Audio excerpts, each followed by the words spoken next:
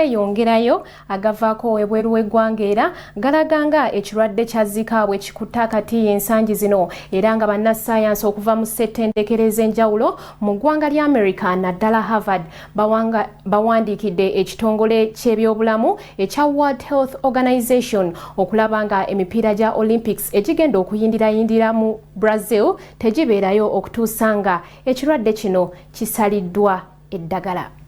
Ekitongole ekivunaanyizibwa ku byobulamu mu nsi yonna ekya World Health Organization kigaanye okukkiriza okusaba kw'abasawo mu ggwanga lya Brazil okwongezaayo emizannyo gya Olympics egirina okutandika omwezi ogw'omunaana omwaka guno. Kino we kijjidde nga bannassaayansi abawera 15 okuva mu yunivasite ez'enjawulo omuli Oxford, Harvard ne Yale mu ggwanga lya Amerika baakawandiikira ekitongole kino ku bye bazudde ku kirwadde kya Zika mwe bategeerezza nga bwe kitali kya bugunjufu mizannyo gya Olympics kugenda mu maaso olw'ensonga nti embeera y'ebyobulamu mu ggwanga lya Brazil ya wansi ddala ng'ate era tewali bikozesebwa ku kulwanyisa kirwadde kino, ekintu ekitteeka obulamu bw'abantu abaweerera ddala emitwalo 5 mu matigga abasuubirwa okujja mu mizannyo gino.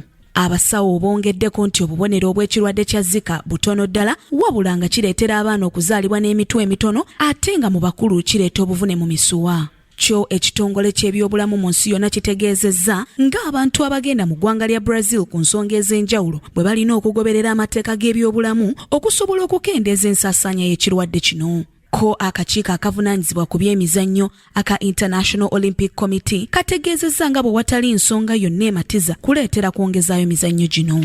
Mu kiseera kino amawanga ag'enjawulo gali mu kweteekerateekera mpaka za Olympics nga ne Uganda mw'ogitwalidde. Uganda esuubirwa okukiikirirwa mu mizannyo omuli emisinde, ebikonde, obusaale, rugby n'ebirala. Eggwanga lya Brazil lyalumbibwa obulwadde bwa Zika omwaka oguwedde wabula nga kati amawanga agawera 6 ge gakirina era nga kisaasaanyizibwa nsiri.